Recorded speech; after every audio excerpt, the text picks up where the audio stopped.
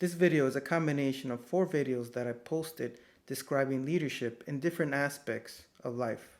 Together they provide a well-rounded description of leadership that I learned from books, personal experiences that include failures and ultimately success. Starting with professional and ultimately leading to how I will lead my future son.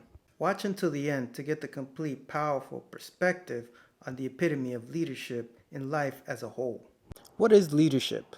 True leadership is power because leadership is influence. My definition of leadership is very unique, with a high concentration of strategies from leaders and books that I actually respect. So pay attention and watch until the end. The professional diaspora has no idea how the mind works, so they focus on leadership styles, which are just masks suited to fit the people in the management positions. Influencing people means earning respect and love, which cannot be bought, which is why it's powerful. In order to influence, you must emotionally captivate the minds of others. Exchanging payment for time is not leadership, but is assumed in the corporate sector. There is a high concentration of fear and unworthiness in the corporate sector, so there's very minimal leadership and more control tactics. Jordan Peterson says it very clearly. Creativity is not a priority at the bottom. You are to do what you are told. And creativity is evidence that you're tapping into your subconscious. But why inhibit creativity? Because once you start tapping into your subconscious, you start discovering how to control your mind. And those that control their mind are not easily controlled with fear tactics. But a team of a few that know how to use their mind can achieve more than any tyrannical corporate structure. An effective leader that leads through subconscious influence will always outperform. But the corporate systemic structure will not properly work in an environment where mindset development is encouraged, because it's less about control and more about earning love and loyalty. John Maxwell says there are 5 levels of leadership, but if you know how the mind works, only 2 really matter. The production level 3 and the level 5 pinnacle replication level, which is simply leading your team to be productive and replicating yourself through the development of your team, respectively. It's all mindset, but understanding mindset means understanding the emotional subconscious, emotional transmutation, and self-love. A true leader can lead his team to the replication level, using effective influence and mindset development and growth of his team. How to lead troubled siblings.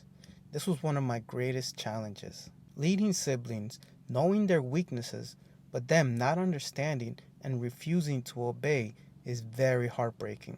This is partly how I discovered that people don't think logically, and being the example is the actual solution. How did it click to me? Because my advices to my sibling went on deaf ears, even though in the end it was confirmed to be true.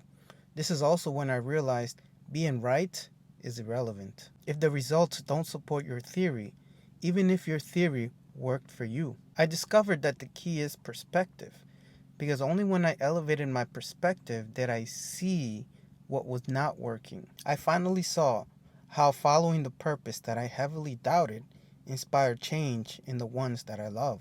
It's worth all of the money in the world to see loved ones grow into powerful, successful, happy beings. Only that one achievement was worth all of the effort and tough growth that I went through in the latter part of 2022. We all have the power to do our own inner work, and being the work is the answer to leading the ones we love.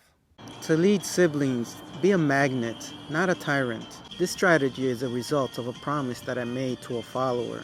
He has a younger brother that he wants to lead and guide. First, family knows us subconsciously more than we lie to ourselves about ourselves. So what we say is irrelevant. Your words must only explain what you are already doing, including results, or answering the questions he may have about what you are doing, why you are doing it, and the results you are getting. And it must make sense to him experientially, which means you are there to guide his experiences at his request, not control what he is experiencing. He will only accept advice when he's ready, which means you could only help him elevate his perspective, so that eventually he will ask you what you want him to ask you. So to effectively communicate, you must meet him at his level perspective, not assume he should know what you know. You will lose him that way. But here's your greatest challenge.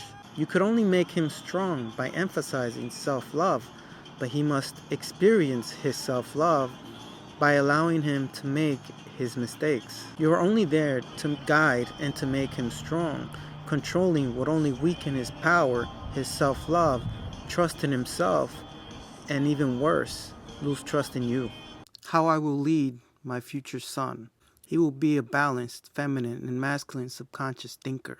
My son's life will not be easy, but he will know the extent of his talents and skills. He will be a master meditator and transmuter of emotion energy. He will control his mind because not only will he know how to use emotions, he will savor the taste of the emotion energy. He will know that how he feels will rule how he thinks. He will be a natural leader because he will understand that not everybody will have his abilities, but he will know how to help them develop them. He will realize on his own that he was loved beyond all measures because he will be his own hero, and he will realize why.